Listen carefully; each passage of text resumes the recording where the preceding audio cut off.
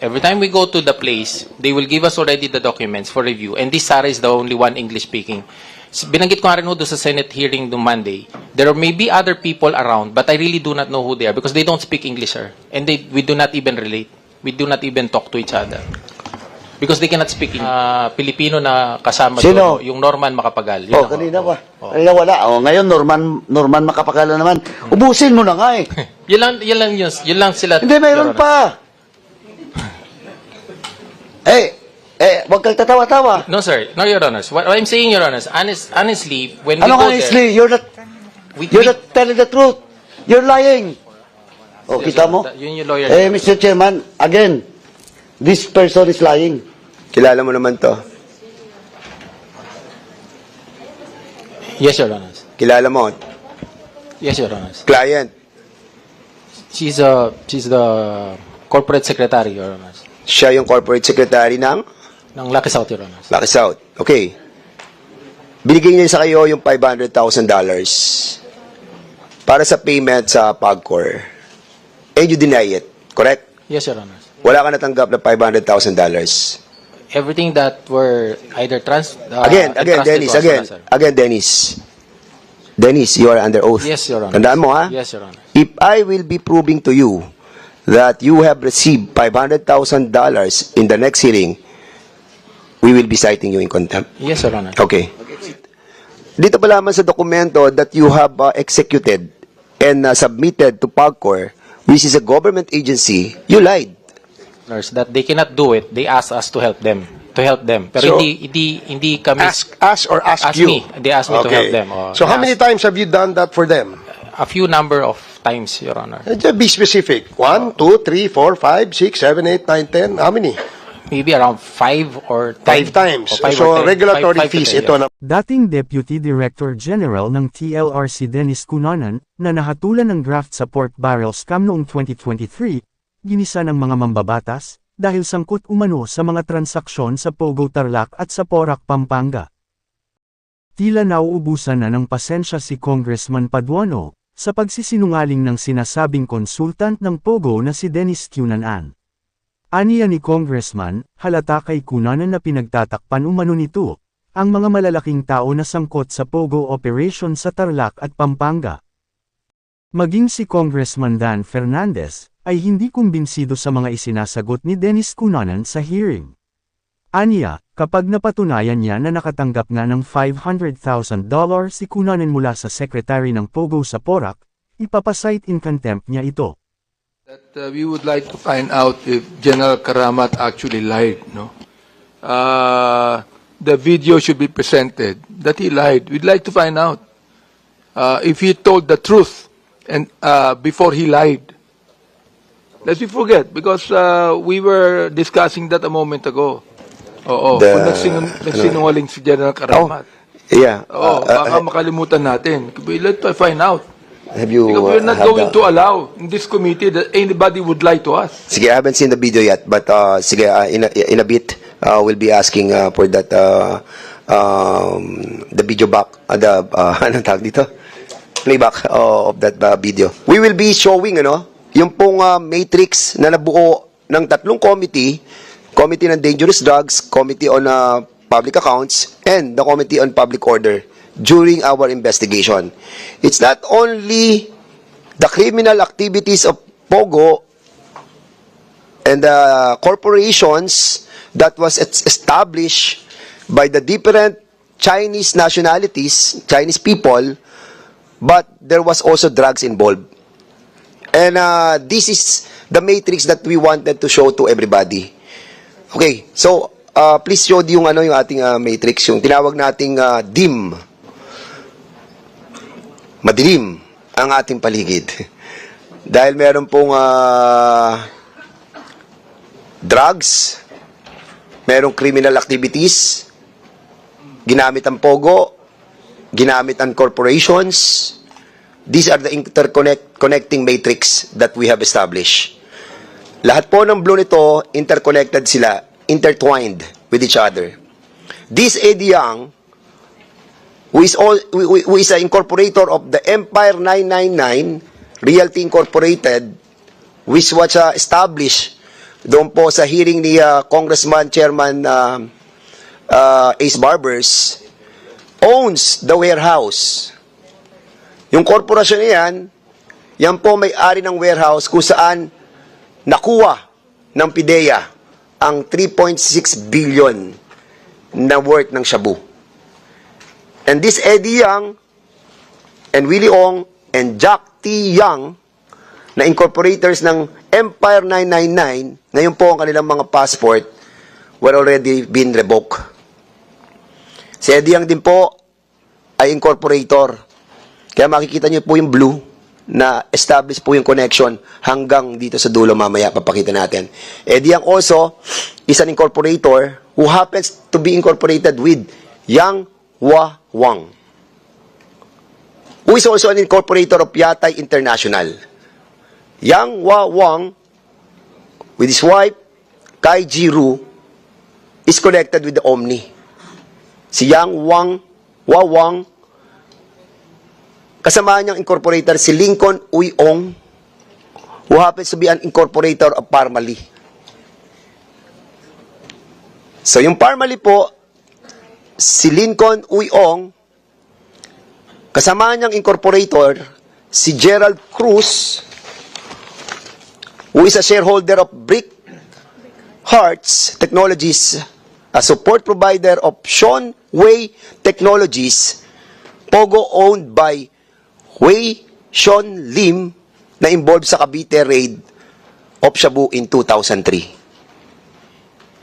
Ang financer sa Parmali is Michael Yang, who happens connected with Lincoln Uy Ong. Pamangkin, yes. Dito po sa ibaba, makikita po natin, baba uli. Baba. Hindi. Taas pala. Taas pa, taas pa. Hindi. Hindi. Baba, dire-diretso lang pa baba. Sige pa, sige pa, sige pa. Sige pa. Yan. Okay. Alright. Si Eddie Yang, na napatunayan sa Committee on Dangerous Drugs and Public Accounts, na incorporator ng Empire 999, is also an incorporator of Golden Sun 999. At kasama niyang incorporator doon si Rose Nonolin, who is married to Alan Lim, si Wei Xiong Lin. Sila rin ang incorporator ng Poolwind Group of Companies na ang chairman po ay si Michael Yang. Together, now, with the brother, Hong Jiang Yang, the brother of Michael Yang, who is also an incorporator of Piley State Group Corporation. So, kasama si Rose Nonolin, kasama si Yang Hong Jiang, na kapatid ni Michael Yang, at si Hong Ming Yang, who we believe that is also Michael Yang. But dito po sa Piley Holding Corporation, sila na naman po magkakasama. Si Rose Nonolin, si Wei Xiong Lin, aka Alan Lim, and Hong Ming Yang, aka Michael Yang. Now, ano ang relasyon nila sa Pogo? Baba po natin. According sa, hindi sa report, but sa kaso na na-file ng ABLAC, GR number, AMLA number 00382, noong July 10, 2024, it was established in this case that Alice Go have 36 accounts at meron siyang bank transactions na 29 billion. And according to this case, which is a public document, we were able to get that Hong Jing Yang, the brother of Michael Yang, ay katransaksyon niya si Alice Go with a 3.3 billion na pumasok po sa account nila. So in other words, may mga umikot na pera sa account ni Alice Go at sa account ng kapatid ni Michael Yang na si Hong Jiang Yang. Now, anong relasyon sa PORAC? Because Cassandra Leong at si Wesley Go, ito, hindi pa natin masyadong establish, but according to the report, sila po ay mag-boyfriend. But, of course, we need to establish more about the relation between Alice Go and the Cassandra Leong with his brother Wesley Go. Now, ang tanong, yung 29 billion na umikot sa pera o sa bank accounts ni Alice Go and sa bank accounts ni Ho Jing Yang, na brother ni Michael Yang, na 3.3 billion, ay hindi po natin alam kung saan ang galing yung perang yon at saan pumuntang transaksyon. Only the AMLAC knows. But in relation to this case that was filed, dito po lumalabas that there are those bank transactions and money na umikot po. And considering that these people is connected with Michael Yang and Eddie Yang, then somehow we can connect the dots. Unfortunately, hanggang dito lang tayo mga kasama sa ngayon. And, Chairman Paduano, you are now recognized. Okay, Mr. Chairman, let me proceed. Now, Mr. Cunanan, ano po yung ano mo? Ano po yung, you mentioned that you have a consultancy firm. Yes, Your Honors. Your Honors, if you will allow, can I just read briefly my statement in this hearing? Or if not, It's up to the chairman. If not, Statement? I can put it. How long will be the statement? This is a page, Your Honors. One page? It's all about what, Dennis? But it's okay, Your Honors. I can just continue. Because there are a lot of interpellators pa, and We'll just submit it, Your Honors. yeah, please submit to us na lang. And as it goes, we'll be asking questions naman lang. Yes, sir. Sige, go ahead, Congressman Paduano. Okay, first, Mr. Cunanan, you mentioned that you have a consultancy firm. And what's the name of that consultancy firm? We have a consultancy firm, sir, Advantage Management Consulting Philippines. Is it registered to SEC, Your Honors. SEC? Yes, Your Honors. Ano yan? When was that firm registered? We started organizing, Your Honors, in 2017, and then in 2018, we were already organizing fora and discussions particular to startups, strategic organizing, and then by 2019, sir, we officially registered. So, 2019. Yes, Your Honors. And who are those board and officers of that consultancy firm? We have one international board member, and we have businessmen and And that international, friends in what's JCI. the citizenship of that international U.S., Your Honor. US? Okay. Now, have you submitted that your incorporation sa yung documents from SEC in the committee? We can submit, Your Honor. Please submit. Yes. You have now? I don't have it with me right now, Your Honor. Please submit na lang po. Then, nandito naman pong SEC. Paki-produce lang po, no, for official record of this committee, while Dennis Cunanan have committed to submit the documents, but still the official documents should come from the SEC. We just need the name, Chair. The name daw. We'll give it, Your Honors. Before the next hearing, dapat makita namin po. Okay.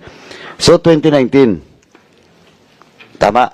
Yes, Your Honors. So, regular yung regular yung renewal. Yes, Your Honors. Okay. Opo. Okay.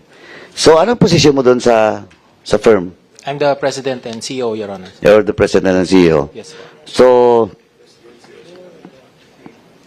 ano yung anong services that you render to Lucky 999? Your Honors, what happened, let me just contextualize it. What happened with Lucky South, actually, is we were in Central Luzon at that time because we... When was that? Sometime 2019, October, Your Honors. So, that was the time that your firm was already... We were already established, Your Honors. We were... That was also 2019. When was that? We were organized first part of 2019, early part of 2019, and then latter part of 2019, sometime October, We were in Central Luzon because we were working on... Sandali po. So, October. Yes, Your Honors. Oh, so October, nyo na-register? October No, mo no, rin? no, no, Your Honors. We were registered July. July? Yes, Your Honor. Okay. Few months after? Sige po. We were in Central Luzon because we were working on a project for cityhood campaign of one municipality in Central Luzon. So in the course of our looking for an office which is strategically okay to locate in Angeles City because I'm from Pampanga, we got across this group who talked to us and they were introduced to us and was asking if with our levels of consultancy, if we can assist them with their application for license, which Sir- we did not accept at first, Your Honor. Kasi because we did not na-introduce sa inyo? we were in the location where they are right now because there were offices there. And then, tanong ko, who introduced you to Lucky South 999 during the time? There's this certain Han Gao, Your Honors. You also a Chinese citizen? Yes, your Honor. Han Gao. Yeah. Paano? Charlotte, she was Charlotte Chia. She was the one in Babae. Babae po. She was the one with Lucky South at that time. Charlotte was Charlotte with... Chia. Opo. Taga Lucky South po siya. she's part of Lucky South? Yes, Your Oh, pero sigurado ka Chinese national? Yes, Your Honors. Kasi po yun ang pakilala niya. Tsaka Hindi, plus, umalis. She can speak English Yes, Your fluent. Honor. Okay. Yes, yes. Now, you were offered but you refused. Why? Because we really do not understand what the whole offshore gaming concept is. So we told them- the time, talagang malinaw na Pogo ang approach niyo. Yes, Your Honor. Okay. Yes, yes. So hindi malinaw. So that's why you refuse. Yes, Your Honor. Okay, then? We told them, if you want, we can check for you, and then if we are okay, and then let's come back. We'll come back to you, and then we'll discuss. So a few months after, Your Honors, we went back to them sometime November. We brought them just a November of 2019. Okay. So we gave them a checklist from the website of PAGCOR, and we told them, I think it's easy if you can comply with the requirements. So once you get comply with the requirements, there are financial requirements, etc. If you can comply, I think we can help you out. So that's when it started, Your Honors. And then the next time we met. Sandali po. So, November, kamo.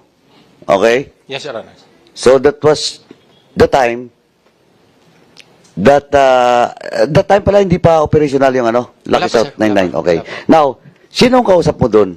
November. Yun sir, si Miss Charlotte Sia, and apparently I found out her Charlotte- Sia. Zia? Sia, Iba pa yung Han Gao. S-H-I-A. And then apparently, sir, I found out her real name is Han Gao. Okay. Han Gao. Charlotte si Hanggaw. Okay. English Tapos, name niya pala yun, sir. sino pa? Siya yung kausap lang namin, sir. Sino? Siya lang po yung kausap namin nun. Siya lang. Apa. Siya lang yung humaharap sa amin nun. That is for Lucky's house? For Lucky. For Lucky South? Ah. Oh, ano yung ano dyan? Ang sinasabi ho niya nun, Anong yung kanya- personality niya when you talk to you? ang sinasabi ho niya, yung kanyang mga principals are out of the country. Hindi, kaya nga, principal niya out of the country, but what is her position in Lucky South Nung daw? pumirma po siya, president nakapirma eh. Oh, the president. Eventually yun, nung pumirma, president. President. Opo. Oh, before you proceed, Sir Dennis, Chairman, have you invited a certain Charlotte Chia? Hanggaw? Sino? Charlotte Chia? Hanggaw. Hanggaw? Yeah, Hanggaw. They're gone. Wala. Yeah. No, Wala. but we have to invite in the next hearing, Mr. Chairman. Yes, we will. Okay. Okay, thank you. Do you know specific address of Hanggaw? Ako ngayon. She was just there, Your Honors, in Porac. That's where she stays at that time. But as far as I know, sir, in 2020, she left already. She left already in 2020. Left. Yes, Your Honors. Why? I really don't know the reason, Your Honors, but she resigned from the company in 2020, and then a certain Sarah Shu, which is Hui Chi, took over as interpreter. That's why during that time, I was designated as the temporary authorized representative because it used to be Hanggaw. Okay, so that was 2020. Yes, Your Honors. So, exactly when was that? Month lang. No, sir. That's July of 2020. July 2020. Yes, Your Honor. So, ikaw na ngayon yung official representative of Lucky South 99. Temporary, Your Honors. Hindi nga. Yes. Now, when the raid was conducted, Wala na, sir. anong wala? Hindi na po ako kasama doon. O when, Wala. kaya ka na umalis doon? Okay, Your Honors. In June 19, 2023, Pagcor called for an exclusive meeting among all licensees of offshore, and they mentioned there that even the authorized representatives will be as liable as the key officers of offshore gaming operators.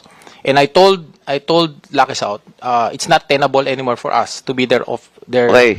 Okay, so June of 2023. Yes, Your Honor. You stayed there for almost 3 years.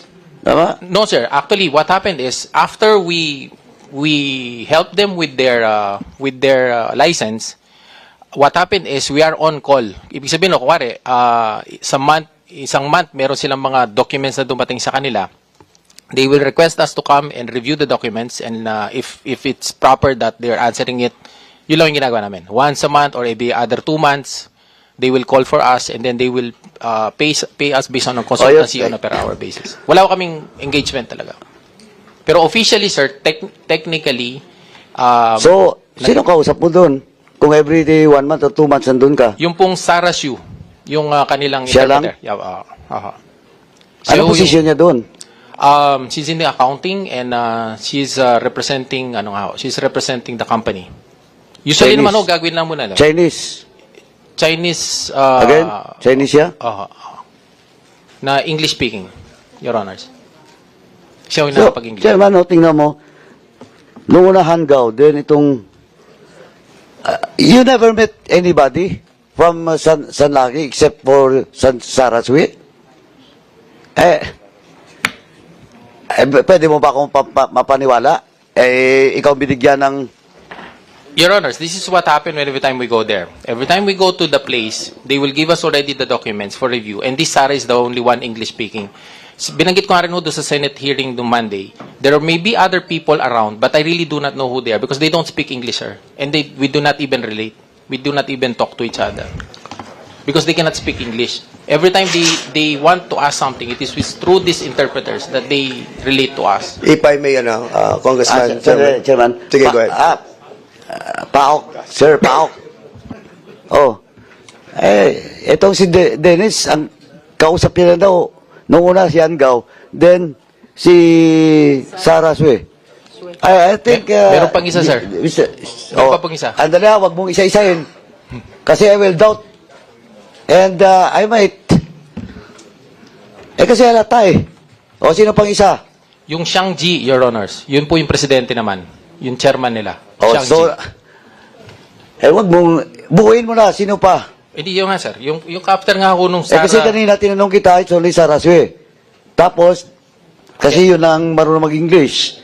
Yung una, Hanggaw. Noong 2022 po, dumating na sa Philippines yung Xiang Ji. So, nakausap na rin namin yung Xiang Ji.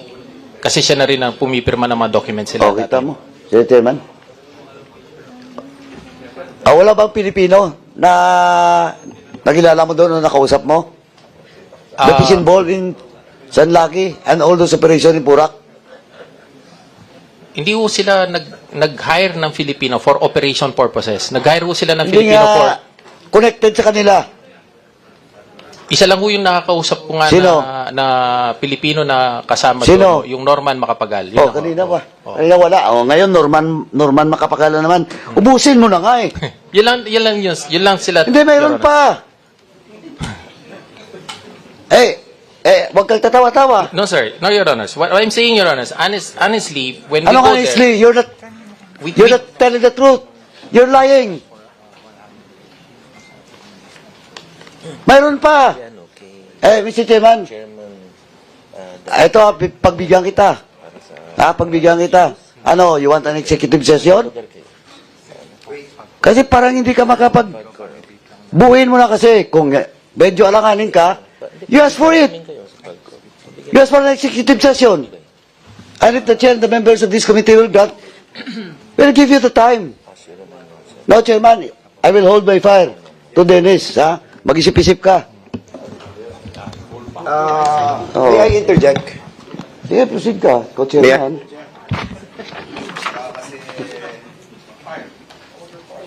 Or ano, sandali. Dennis Gunanan, Yes, Your Honor. Mr. Chair. you own the company, no? Consultancy Advantage Management But Philippine Incorporated. Is this correct? yes, Your Honor. But can I just clarify? They No, did no, no, not- no, no. I'm just asking if you owned. Yes, Your Honor. You own this? Yes, yes, sir. Correct. Oh, yes. From 2017 to present, correct? Yes, Your Honor. Okay. And a while ago, while I was listening to your answering the query of Chairman Paduano, you just said that you check all the documents na sinasubmit sa iyo ng iyong mga client, like si Cassandra Leong. Is this accurate? She appeared as a corporate Hindi, secretary, sir. sagutin mo na muna kung chine-check mo yung mga documents that being submitted to you by Cassandra, yung kanilang company. Di ba? O yung Lucky South. Yes, Your Honor. Di ba ikaw sa Lucky South? Yes. So lahat ng dokumento, nire-review mo. Nire-review ninyo. Yes, Your Honor. Yes, and all these documents are being reviewed by your consultancy, for that matter. Correct? Yes, Your Honor.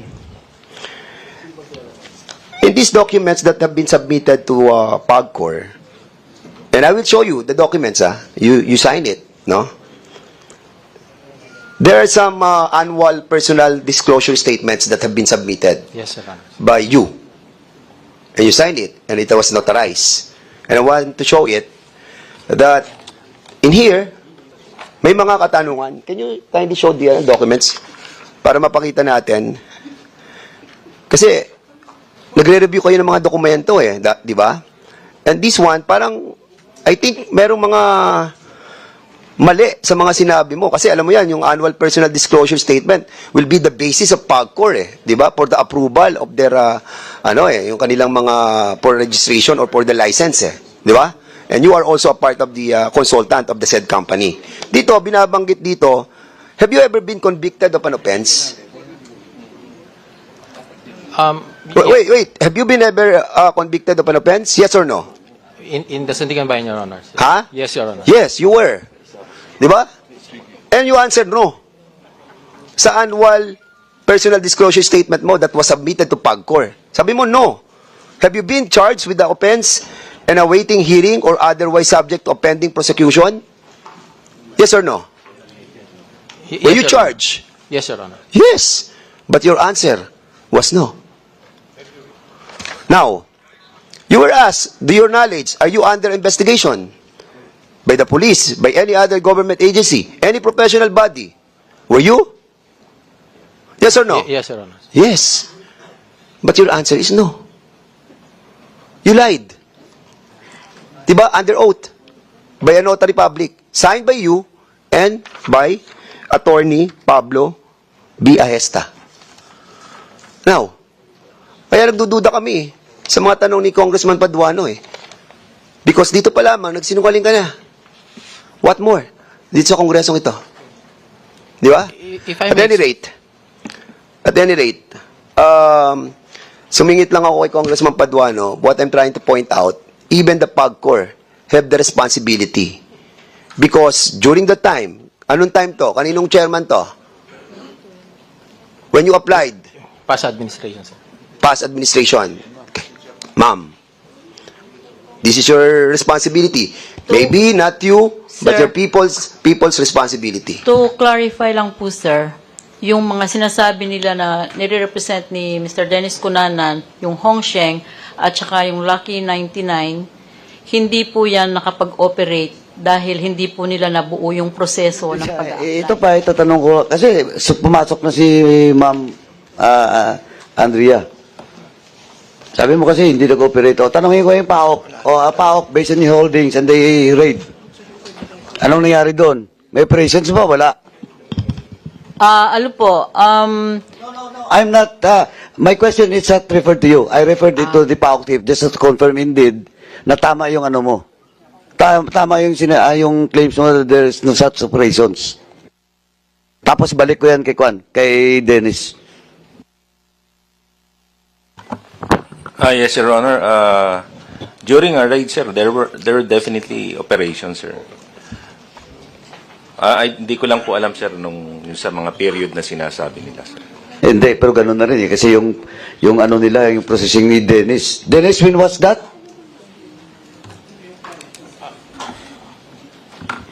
Yung approval from PubCor?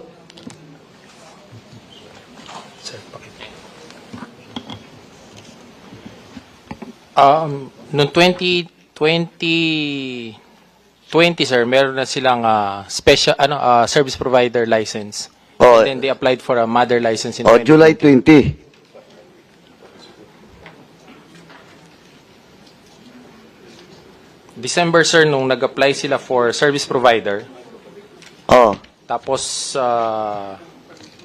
lumabas, sir, yun ng January. Oh, pero tanong, di binigyan. Tama, ng permit. Di ba? Kompleto. Yung service provider, Your Honors. O nga. Kompleto, di ba? Yes. Oh, ma'am, kompleto. And now you're telling this committee that there is no such operations happens? Iba po yung service provider dun sa Pogo, sir. What's the use of having a service provider kung hindi naman gamitin sa Pogo? Baka po yung service provider na yon, meron po siyang ibang sinaservice na Pogo. Ay, susunod ako. Hindi ko po kasi, I don't have the, pero po itong maliwanag, kasi po, kailangan siguro explain ko yung process. And then, explain mo na kanina, alam na namin yon na may limang, Yung pag-issue blah, blah, blah. ng license. Ang sinasabi ko lang, ma'am, ganito. Now, here comes Dennis. Kinonfirm niya that was approved 2020. Oh, ano pang, tapos pag-approve, ano? Tapos, Pag-approve po, yung nag-upgrade raid, yata yung sila ng actual Pogo. raid was just the first day of operation? Are you telling me that was the first operation ng raid? But all the documents was approved 2020? Sobra naman. Hindi. Dennis, tanungin kita. Yes, sir. Tanungin kita. Binigyan na kayo ng permiso, lahat-lahat, kompleto. Kailan nag-operate? They have to cease operations during as a CSP, sir, nung nakakuha sila from Kirchner, yung kanyang main license, nung nakakuha sila nun, nag-start sila. Tapos nag-stop po sila during the pandemic. They had to stop. Kita mo? They started and they stopped because of the pandemic. When was that pandemic? That was 2020, di ba? Yes, sir. 2021. Nag-stop sila. Di ba? Tama? Tapos 2022, No, Your Honor. What happened is, in 2020, they applied for mother license. So, nung nag-apply po sila ng pero mother... prior to that, Hindi na sila, sir. Hindi na. hindi nga prior to that ang tinatanong ko. Before the mother. SP, sir. Oh. Service provider. Yes, sir. Di ba? Anyway, Dennis, yan. Pinakita ni chairman sa iyo. PubCor. Kayo na ngayon sa administration. Anong possibility ni Mr. Dennis Cunanan? Kasi, she represents Sir, kasi po right now, wala na pong lisensya yung Hongsheng Gaming Technology and Lucky South Technology. But should it have been found during the time na meron po silang lisensya, it's a ground for the cancellation of the license. Of course, but now post to the person. Legally, nadaya kayo Yes, sir. Di ba? That's under oath. Lawyer ka, di alam mo kung anong... Ito lang, balikan ko lang si Dennis. Dennis, may may marami pa akong holdings inisa-isa mo kasi, from Charlotte, di ba, to Susan, at to Sarah, then, eto na ngayon, may Norma na, nung tinanong kitang Pilipino, marami. Ba't hindi mo divulge lahat? Pati yung connection ng mga former government officials, pati yung mga abogado. So ngayon sabihin mo na yung tungkol kay Medina. Di ba? Yes. Kita mo? Yun yung lawyer. Mr. Chairman, again, this person is lying. Yes. I think, and I believe. Remember, kaya nga tinanong kita, gusto mo, if you cannot tell in public all your knowledge about the operations, are you willing for an executive session? This will be my last question to you.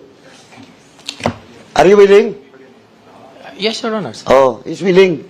Before we have an executive session. Okay, thank you. Okay, thank you so much. Dennis, I believe that you know this girl, no? Kilala mo naman to. Yes, Your Honors. Kilala mo. Yes, Your Honors. Client. She's the corporate secretary, Your Honors. Siya yung corporate secretary ng Ng Lucky South, Your Honors. Lucky South. Okay.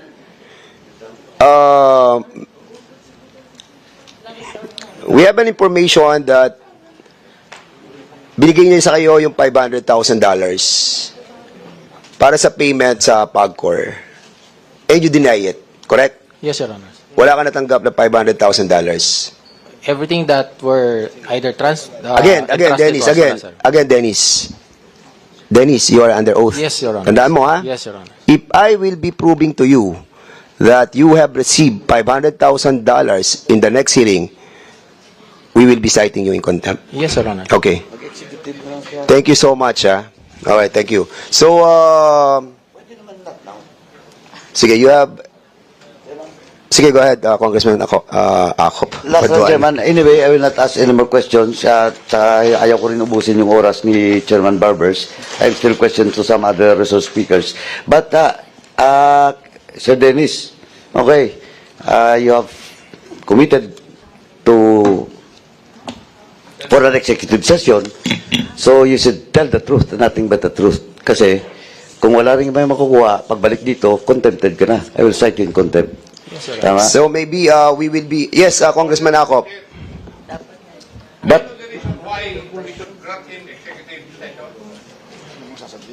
Yes, I think it is incumbent upon the resource speaker to tell us the amount of the information that he's going to reveal to us if it entails our national security. Otherwise, kung wala naman siyang in relation to the security of this country, then I think the members should not allow it. Di ba? And let him lie, and lie. Yes. And we will cite him in contempt Yes. to be jailed at the Quezon City Jail, Mr. Chairman. Kasi dito pa lamang po sa dokumento dito pa lamang sa dokumento that you have executed and submitted to PAGCOR, which is a government agency, you lied. It was clearly stated on the PDS that you lied. At any rate, naubos na natin oras ni Congressman Barber, so we will be proceeding to the next interpolator, who happens to be Congressman Barbers, and then after that, I will be the last to interpolate. Chairman? Yes. I know your ruling. wala pa, hindi So far pa. as my issue is concerned. Oh yes. What's the concern? If what's the basis for the executive session? So, Chairman, let me wait, Congressman Paduano. The chairman is still speaking. So I will be allowing Dennis Cunanan to explain the amount or the matter that he will be going to discuss with the members of these two committees. You are in the liberty of saying something. Go ahead. Your Honors, even earlier on, what I was supposed to mention is, we have a very limited engagement with these companies. And then our name has been dragged in this investigation when we were Mr. Chair, so far. Point of order. What's the point of order of Congressman Akop? The resource person is not answering the question propounded by the chair. Bakit siya humihingi ng executive session? Ano ang dahilan? Because under our rules, there are only reasons stated therein. Kung gusto mo ang mga ganitong kwento, ay huwag kalimutang mag-subscribe at i-hit mo na din ang notification bell para lagi kang updated sa aking mga bagong videos.